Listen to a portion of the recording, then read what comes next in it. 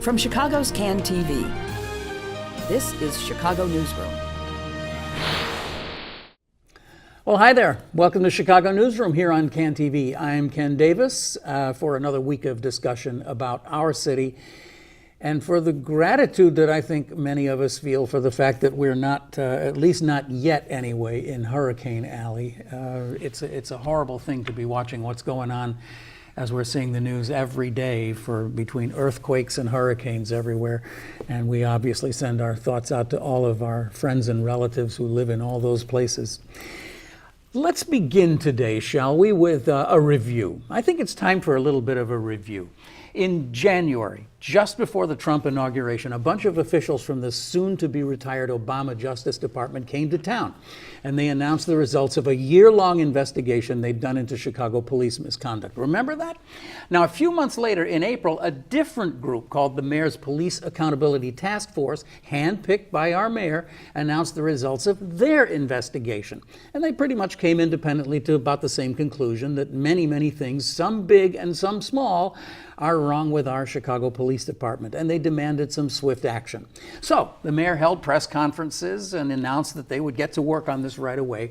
And here's the catch. There's no person, there's no organization, no court, really nothing monitoring these promised reforms. And we're going to get to that part of the story in a few minutes. But in the meantime, the Chicago Reporter has stepped into that breach. They've announced their own reform tracker, and you can get it online at chicagoreporter.com. We'll be talking about that a lot more on the program here today. But Jonah Newman is one of the people who runs that tracker, and he's convinced that not even a third of the 99 issues that the DOJ raised have been implemented. And some of those, only 6 can be definitively proven to have been accomplished of the 99. So today, into the numbers. Jonah Newman, welcome back to Chicago Newsroom. Thank you very much for having me. So glad to have you here. And may we begin by saying, as journalists, on the fact that our primary purpose here is to celebrate journalism. I'm so glad to see that the Reporter is still alive and kicking. Thank you very much. It's such an important piece of our Chicago journalism landscape, and I guess you got some outside funding to do this database. Yeah, we got a little bit of help. Actually, we brought in a great web developer named Jeff Hing, who has previously worked at the Tribune and was working for us on a Headline Club fellowship. Mm-hmm. So. It's a really beautiful thing. I mean, and I don't know if we can actually see this here, but I just brought the old iPad to show. It's a database that you can scroll through, and all 99 of the DOJ recommendations are in it, right? Yeah. And so you track them, and they all have different colors and different numbers, and you can see it in more detail. But basically, if it's green, it means that it's been implemented, and if it's red, it means that it definitely has not been implemented. But of course, that's the problem, isn't it? Even you don't really have a way of knowing for sure. Yeah, and I would even, you said, definitively proven to be implemented. I would even sort of ease off that language a little bit, only because the former Justice Department officials who I talked to, who helped me think through this a little bit. How do we track this? What are they looking for to see if things have been implemented? And it's hard, right? So one of those that you just showed up, right, was improve the field training officer program, right? There's a large section of the DOJ report about all the problems with the field training officer program. That's when recruits out of the academy, they call them probationary police officers, right, get out into the field, and they have what's known as a field training officer who they shadow and learn from, and there were all kinds of issues with who were those field training officers, how were they being monitored, how were they being supervised, what kinds of things were they teaching their new probationary police officers, right? So the city has announced changes to that program. So we called it implemented because they for the most part have implemented the recommendations, or say they've implemented the recommendations of the Justice Department. But do we know that it's actually been effective? Right. Do we know that those changes actually have filtered out onto the street? Not necessarily, right? So one of the things I think we need to be careful about is the difference between having a policy on paper and actually knowing, well, what has, how is that being, playing out on the street with police officers in the field. And so I think with all of these, you need to take some of that with a grain of salt, because we just don't know yet and may not know definitively exactly kind of how all of these reforms are working. I've always thought that a great TV program would be to pick a date like 10 years back, and then every week read the press releases from the mayor's office from that particular week 10 years ago, and then do a little study about whatever happened to that program, right? Yeah. Because there are these massive, complicated press release or press events, with big tents and everything, and the big announcements that are made. And then that 2 weeks later, everybody's moved on to something else. They're planning the next press event, and very little of that ever gets implemented. That's my view anyway. But so this is the real issue here. And now I pulled out the 6 that you list as implemented, and I don't want to be. I really don't want to be overly critical here, because I think a lot of good people with goodwill are really trying hard here.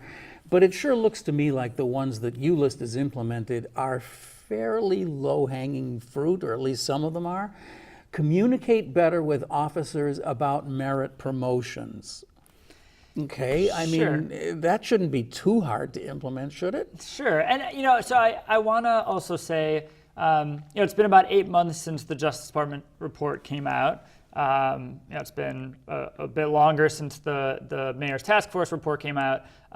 We focused on the Justice Department report because it felt sort of the most definitive, the most authoritative to date, right? We know even before the Mayor's Task Force, we've had lots of commissions look at Chicago police over the years. The DOJ is the first time we've had federal investigators come in and really do a full throttled investigation. But it's hard to say how many of their recommendations should we expect to have implemented in 8 months, right? Some of these, and we can talk about some specifics later on, but some of these are going to take a long time to really implement, right? To figure out. Some of them, require the cooperation of the police union. Some of them require city council. Some of them require other city agencies. So I think it's important to kind of, like you said, not be too critical, understand that some of these are going to take a long time. And I also want to point out some of the ones that we've marked as partially implemented are, for example, relate to the use of force policy. So the department did update the use of force policy. They went through a long process where they got community public comment and feedback from officers.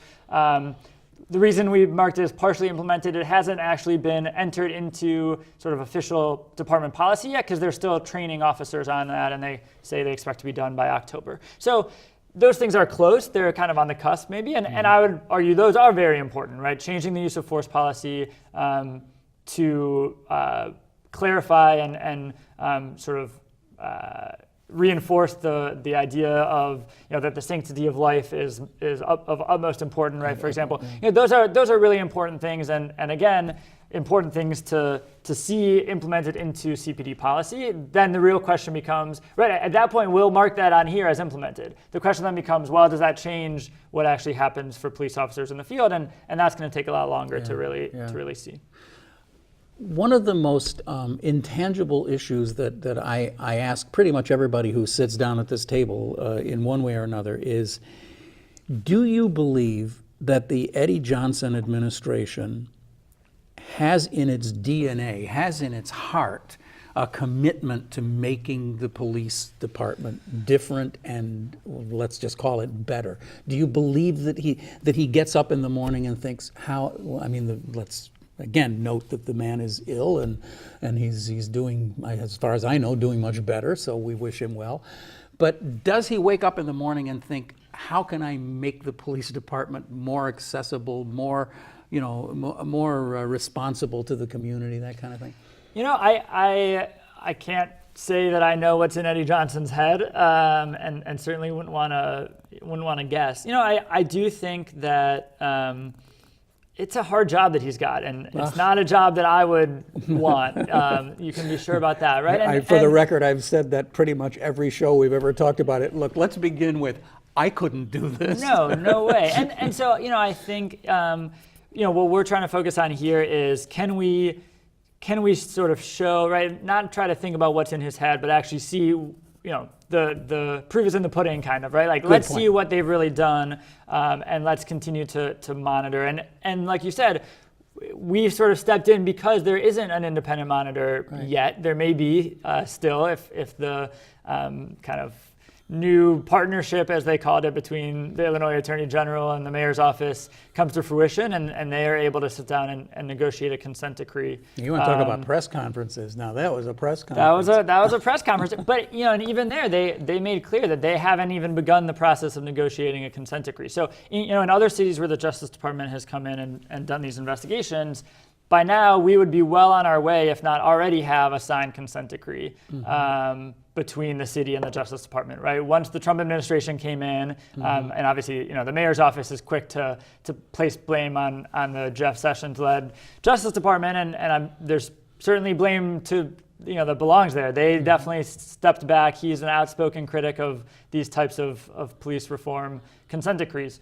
He believes in letting the police do their job. He believes in letting the police do their job, and like the president, rough up. If that means roughing up some suspects in the meantime, he seems to be fine with that.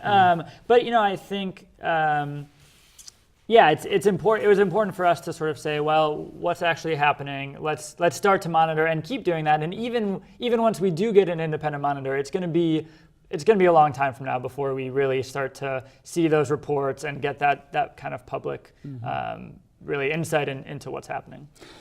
And maybe we should, you've kind of opened that door, we should step inside it a little bit. At least I anyway, was very surprised when I saw that happen, that Lisa Madigan had sued, right? Yeah, so as Attorney General. As Attorney General, she filed a lawsuit, and I think it's hard to know, the conversations between the Lisa Madigan's office and Mayor Emanuel's office obviously happened behind closed doors. I don't know if she said, I'm suing, so you better come to the table, or if there was really more of a negotiation and the lawsuit is really just that's the way that you have to do these things in order to get it, filed in federal court. I mean, you could put a very positive spin on this for the mayor and say, he realized that he couldn't do this without some muscle, so he quietly said, "Hey, why don't you sue me so that I can come to the table with you?" It's definitely possible, but we don't know. Yeah, we don't know. But certainly, it's I think it's promising, right? It's for the last several months before that press conference, the mayor had been pretty adamant in his, in his belief that, well, we don't actually need a consent decree. Sure, Jeff Sessions has backed off, but we can do this with other means, right? To have an independent monitor, have a memorandum, something a little more informal than a consent decree, something that's not overseen by a federal judge. Luckily, that's changed, and hopefully that consent decree actually comes to fruition. Because I think if you talk to police reform advocates and people who have done this in other cities, they'll say that federal oversight is crucial to make sure that there's actually a timeline for how and when these things are supposed to happen, that there's money put behind them, because without money, a lot of these things are going to go by the wayside. Certainly a consent decree is going to be expensive for an already cash-strapped city, and that's something that we're going to have to reckon with down the road, I'm sure. But I think that having that court oversight is going to be really important to making sure that these things get done. It does make me grin a little to think that in the past, you'd have the power of the entire federal government overseeing this. In Chicago in 2017, we have Jonah Newman. Well, yeah, and I certainly don't pretend to have the resources and the access to data that an independent monitor is going to have, right? And I think that's also an important point, right? That we're doing this project. Obviously, we're a public service news organization, and that's really our goal here. But to think that the ultimate goal for the city, I think, should be having that independent monitor appointed by a federal judge who's going to have a staff, who's going to have the resources of the consent decree to really enforce and monitor. Okay, so we have these 99 recommendations. I think they call them requirements, the federal government. Well, they did anyway. Yeah. In the Obama administration, they were requirements. Now I'm sure they're just recommendations. Yeah. But anyway, it seems to me that when you start looking at them and seeing how or whether they can be implemented, they kind of quickly fall into two buckets. Things that the mayor's office or the police department or the police department can do, and things that they can't do because of collective bargaining.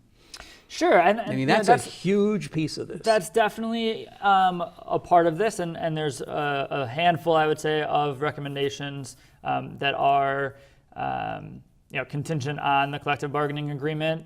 Certainly, one of the recommendations, for example, was to remove the affidavit requirement, right? So this has been, a long time. You should talk about that a little bit. Yeah. So, in order to file a misconduct complaint against a police officer, you have to sign a sworn affidavit, and it says, quite clearly, you're signing this, at risk of perjury, right? If it's found out that what you sign is what you write here isn't true, and obviously people say that discourages people who have real bona fide misconduct complaints from coming forward and signing that.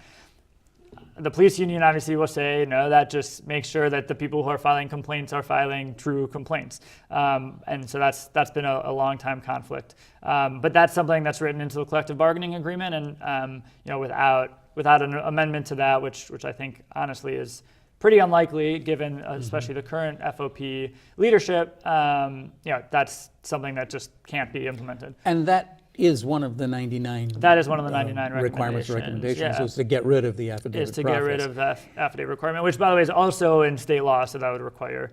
It would have. That's right. That would require state, state legislation as well. Okay, so we not only have to renegotiate a rock solid contract with the Chicago Police Department union, but we also have to get all of that. We have to go through that whole Springfield mess to get that to happen. For that particular one. Yeah. So it's not something that the mayor can just issue. It's not something that the mayor can just do, on his own. Again, I think that it's actually a minority, a very small minority of these recommendations that are contingent specifically on the FOP contract. There are, many more of these are things that the police department, and/or the new Civilian Office of Police Accountability, COPA, or the law department, city council, right, could do on their own for the most part. But let's just stay with that for just a moment longer, because it strikes me that some of the most really difficult things are the things. Maybe I should mute my phone. Huh? How about that? Let's do that. Some of the really most difficult things are the things that really are contractual. I mean, I don't know, just things that come to mind. This thing about that became such a big thing after Laquan McDonald, about how police officers have the right, the delay before they. Okay, help me out here. Yeah, viewing the video. Yes, they are. Well, there's two different pieces of that. One is that they're not required to talk to investigators, from now COPA until 24 hours after the shooting, and they are allowed, and not just in shootings, but in all misconduct cases, to, if there's video, to view the video before making a statement, or if they've made a statement before viewing video, to view video and revise their statement afterwards. So those things certainly are critical, and those are part of the Justice Department's recommendations. I do think there are definitely difficult contractual things that the city is going to have to reckon with as it's negotiating the 4 police union contracts, which it's doing right now. Behind closed doors, and there's community groups that have come together to demand particular changes to that contract, including the video requirement, the 24-hour, the affidavit requirement. And we'll see. I mean, they're really looking for a seat at the table. Obviously, this gets complicated when you're talking about public labor union negotiations, and we'll see if the city council, which in the past has really rubber stamped these once they've gone through the negotiating process. We'll see if they kind of take a a larger role this time around and say, you know what, we're not actually going to sign off on this contract if it doesn't have some of these things. And that is a new element stirred into this soup, isn't it? Is that you have many council members, most of the Black caucus in the council, saying, I mean, they've even gone so far as to say we want to be in the room for the negotiations, which I can't imagine could possibly happen. But I mean that's the level of demands that we see now. Yeah, and ultimately, and the Chicago Reader had a good piece on this a couple months back. I think this contract is likely to go to arbitration, as it's done, in many years past. I think the last contract was the first one in quite some time that didn't go to arbitration, right? Which is what happens when the two sides can't agree, and it goes in front of an independent arbitrator. And I think that's very likely, just because of how high profile it is now, because of the differing demands from the city and community groups and the FOP, and ultimately. As the Reader reported, arbitrators tend to stick with how things have been.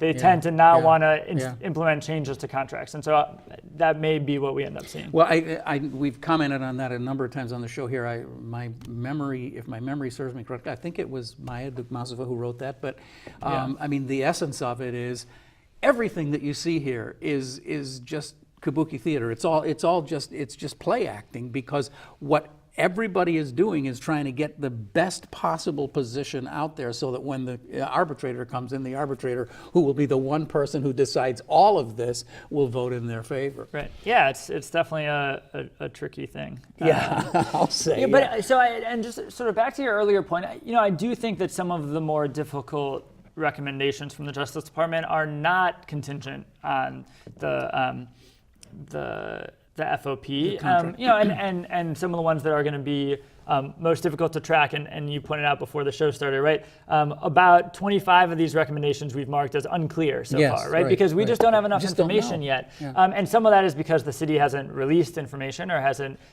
been, fully transparent about what they may or may not be doing. But part of it is, things that it's just going to take a long time and a lot of work and data analysis to really figure out if it's happening, right? So, for example, are they holding supervisors accountable if they fail to report misconduct? That's something that we don't know yet, right? It's going to take time to really see the pattern of, are there supervisors who are being who are being sent to COPA on charge, or to the police board ultimately on charges that they didn't report misconduct, right?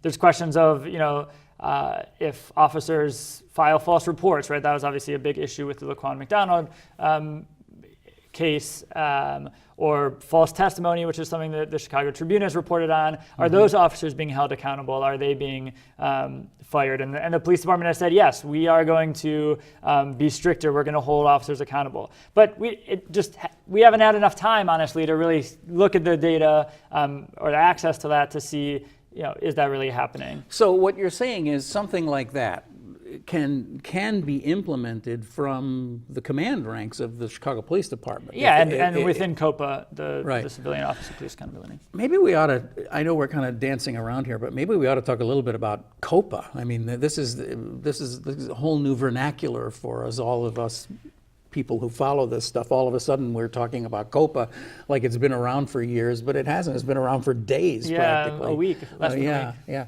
But COPA is the successor to IPRA. Exactly, another great acronym. With much fanfare last week, they inaugurated the Civilian Office of Police Accountability, which basically is serving the same function that IPRA served, right? They're going to do intake of misconduct complaints, investigate the ones that are related to use of force, and other sort of serious misconduct, and then send their recommendations after investigations to the superintendent and ultimately the police board. So that's the function that they're going to serve, very similar to what IPRA served. I do think that there are a lot of positive changes that have come about with with the launch of COPA. It's a bigger organization than IPRA was. It has more resources, right? Written into the ordinances that they have to receive at least 1% of the police department's budget. Yeah, let's not skip over that lightly. That is a big deal. Huge it now deal. has its own taproot into the budget. It's not subject to the superintendent's whims about, and also they have their own IT. They're working on that. Too, they don't right? have that quite yet. I think they do now have their own independent access to the database that they've long used, and they put out an RFP several months back for an entirely new case management system. And I think last I heard they're kind of still working on the details of implementing that. So yeah, all of those things are really positive. Again, the proof's going to be in the pudding. Yeah. Are there, does their sustained rate go up, right? Are they, investigating these more thoroughly? One of the big things within the DOJ report and their recommendations had to do with, not only the affidavit requirement, which we've already talked about, but are they even doing enough kind of preliminary investigation before they just close these cases outright? Because there is actually a means to override that affidavit requirement, right? If the chief administrator of now COPA decides that a case merits investigation even without an affidavit, they can file an affidavit override. That rarely happened under IPRA. We'll see if that happens more often. Well, that's something that I think that you guys who observe this stuff, I've found it rather surprising and kind of refreshing that under Sharon Fairley, even when it was IPRA, it's how would we put this? It seemed to be operating in a little bit more of a fair way, because before, virtually every police officer went before IPRA was exonerated, and now that's not the case.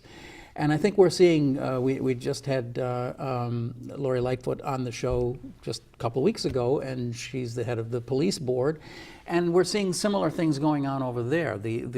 The kinds of cases being brought to them, and the what do you want to? I don't know exactly what terminology works, but there are fewer what appear to be just kind of mindless dismissals.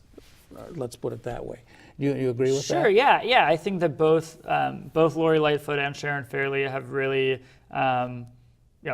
taken their position seriously and are both really serious about making sure that the police oversight process in Chicago is fair and transparent, and works with the community. Right, they've both really made themselves open and available to the public in ways that I think wasn't necessarily true before. So yeah, I think those are really positive steps, and I don't want to sort of dismiss those. I do still think there's issues in terms of how quickly are COPA investigators being notified of police-involved shootings. Their second quarter report that came out a few months ago said that it took on average up to an hour before they were notified by the police department about a police-involved shooting. So that makes it difficult for them to be on the scene right away. I was going to say, why is that important? Yeah. So one of the recommendations of the Justice Department had to do with the sort of timing and the process for what happens after an officer-involved shooting, right? Making sure that officers and witness officers are separated so they can't kind of collude and start to get their story straight, right? Making sure that IPRA investigators were there on the scene.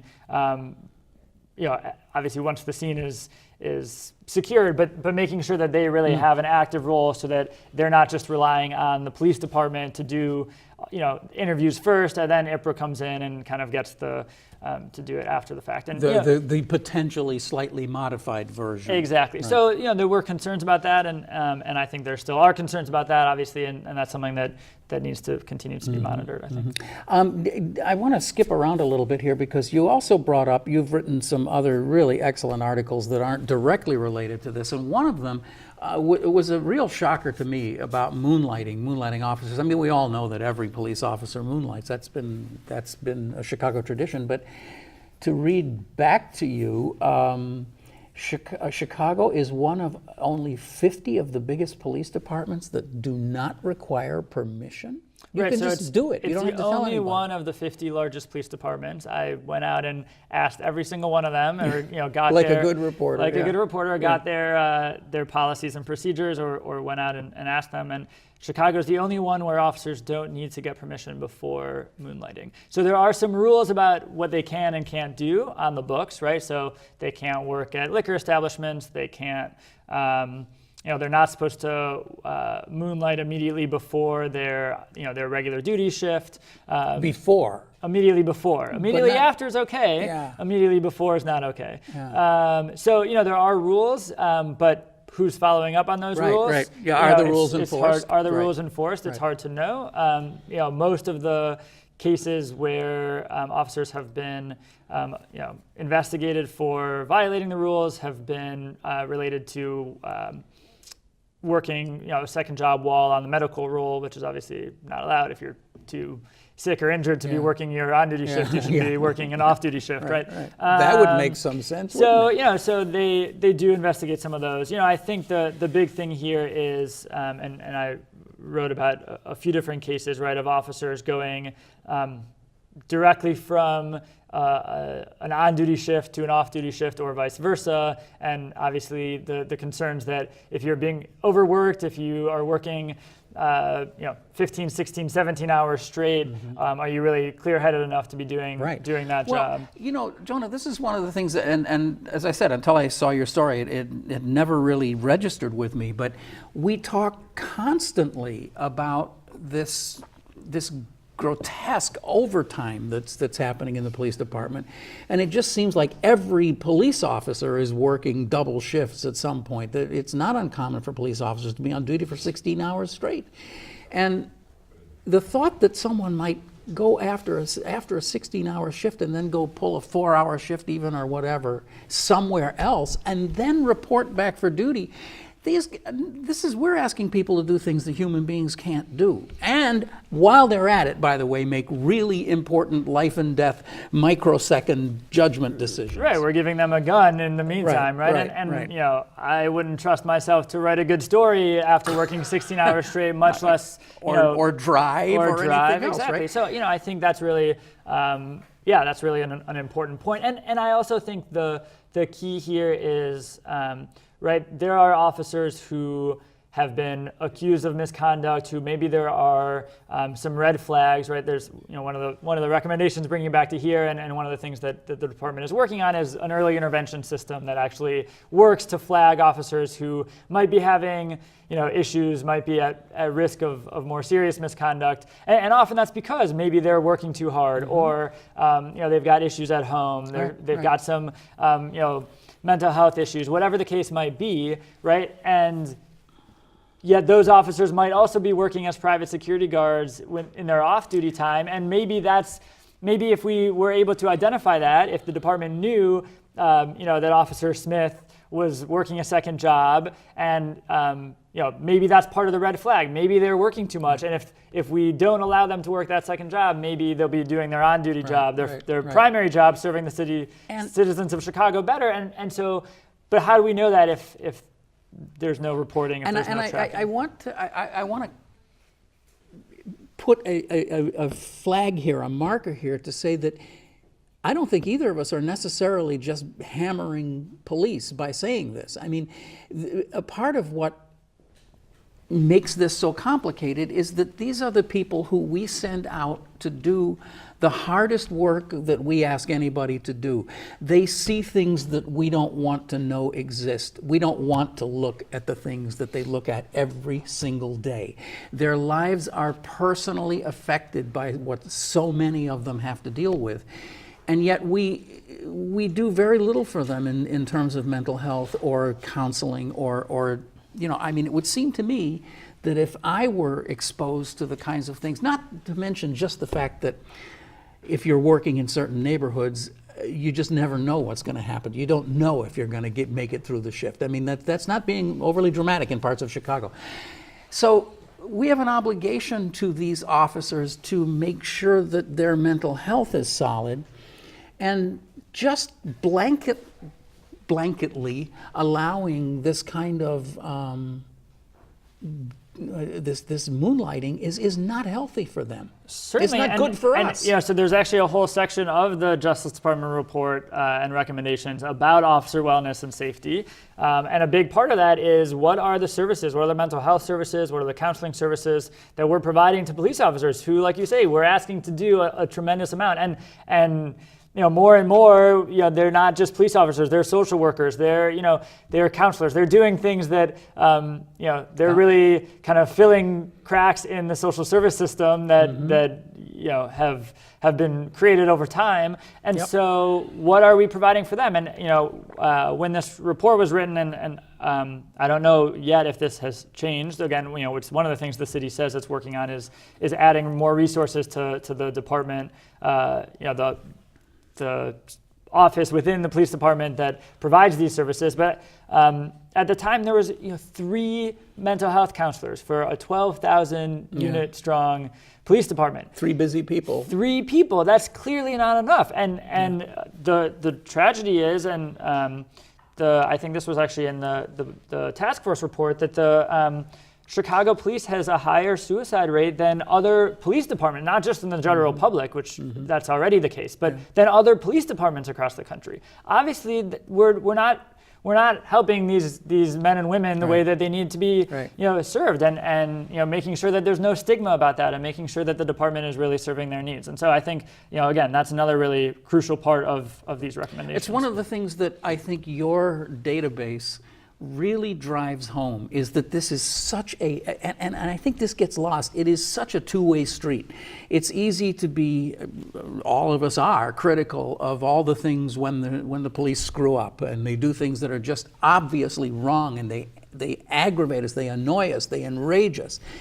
And yet we don't pay a lot of attention to the other side of the street, where they're not getting the services, they're not getting the support that they need. So it's very complicated. But we're kind of running low on time, but I also want to talk about yet another aspect of this, which ties completely into everything we've talked about, which is these settlements.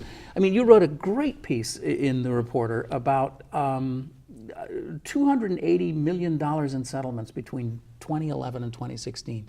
That's just people who have filed complaints against the police and succeeded, and the city council has to pay up with our tax money. Let me repeat that, $280 million. And that doesn't include all the money that goes to outside lawyers to help defend the officers in those cases. It's an incredible amount of money. And the most shocking thing to me as I've been reporting on these lawsuit settlements is, again, unlike other cities, unlike best practices, the city of Chicago does not routinely strategically analyze these lawsuits to see, well, are there ways that we could actually minimize the amount that we're paying out? Are there ways that we could obviously minimize the underlying misconduct that causes all these payouts? That's not something that the city has been doing, despite the fact that first, the mayor's task force said that they should be doing it. Then the city's inspector general said they should be doing it. Then the Department of Justice said they should be doing it. They're still not doing it. And I think that's one of those things that, you I think mentioned earlier, right? That's low-hanging fruit. That's easy, right? It doesn't take long. We did it. We took the time. They have the access to the data about these lawsuits even more than we do, right? And so it's not that hard to be putting, taking that data, mining it, and saying, what could we be doing? What policies could we implement? What training could we do that might change some of these? Well, here's the thing, though, Jonah, that it would be one thing if that $280 million was, four $50 million whatever, big time, big profile suits. But it's not. It's 943. And what's the average? I don't know. The median is $30,000. So half of these are for $30,000 or less. Half of them are $30,000 or more. And we hear about the high-profile ones. We hear about the $5 million case. There's just another one that was settled, or actually a verdict the other day related to a police shooting where 3 siblings just were awarded a $5 million jury verdict. And those are the ones we hear about, but that's not the vast majority of these. The vast majority of them are small. And I don't know if I'm wrong about this, but I'm much more alarmed about the fact that 943 acts of police misconduct of some kind were so were so provable that they ended up either in court or at the city council, and the city just said, yeah. So 943 times the city had to part with, $30,000 or something and these really are fairly minor things, but they're definitely where the police officer is in the wrong, where someone is wrongly arrested or something. Right. So, it's a little hard to say because most of these are settled, by the city and the plaintiff, and so legally, right, a settlement is not an admitting, it doesn't admit guilt, and so, and often in those cases, there's not enough kind of discovery back and forth to see, is this really a bona fide complaint or not? The thing that struck me is about half of all lawsuits that are filed against the police department are either dismissed or, decided in favor of the city. So the 980 some lawsuits that you talked about over the last 6 years, that represents about half of the lawsuits that are filed against the police department. So I do think that indicates, okay, these are the ones we ought to be looking at because there's something to them, right? There's something that makes someone either in the law department or a jury in rare cases decide, okay, we should be settling this and not fighting it. Well, anyway, it's an enormously interesting body of work that you've put together here about the police department in the Chicago Reporter, and the Chicago Reporter should be very proud of it. And you should go to chicagoreporter.com and look up the tracker. It's one of many things that are there. Well, I guess we're kind of running out of time here, so we're going to have to drop it here. But come back again. We'll talk some more about other things. I regret that we didn't get into. When I originally contacted you, I thought, you know what we'll do? We'll do one of these things where we'll just kind of run through these 99 things and see what they all are. But we got off onto something I think that's more important. And besides, you can do your own scrolling of the 99 if you've got a device or whatever. You just go there and look at it. Yeah. And this is the address right now on the bottom of your screen, by the way, where you can go to see that. So, yeah, I think that was our ultimate goal, right? Is to make this accessible to the public, to make it something, right? Like in the Justice Department report, it's pages and pages and pages, and the recommendations are all kind of thrown together. I think this makes it easier for people to go and look up use of force or look up policies related to crisis intervention officers, or look up officer wellness and safety, right? Look at some of those things and you'll be able to see, for the things that are important to you, the things that are important to the people you might know, what has the city done? And so far? how wiki is this? I mean, can the public participate in this? Can they? We would love your comments and feedback. There's definitely a comment section on the page. You should feel free to reach out. We're looking for advice. If you know something that we don't know, right. I mean, that's what I'm saying. If someone happens to know that something is or is not implemented or whatever, for sure. And obviously, we are going to continue to update this. That's the goal is to continue to monitor how the city's been doing as they take steps, hopefully toward implementing these You'll be a recommendations. 70-year-old man and still updating the 99 things. That's my prediction. See. Or someone at the Reporter will at least. Someone will. Jonah, thank you so much for coming here today. Jonah Newman from the Chicago Reporter. Really Thanks so much enjoyed for having you having me. today, and good luck and keep working. Thank you.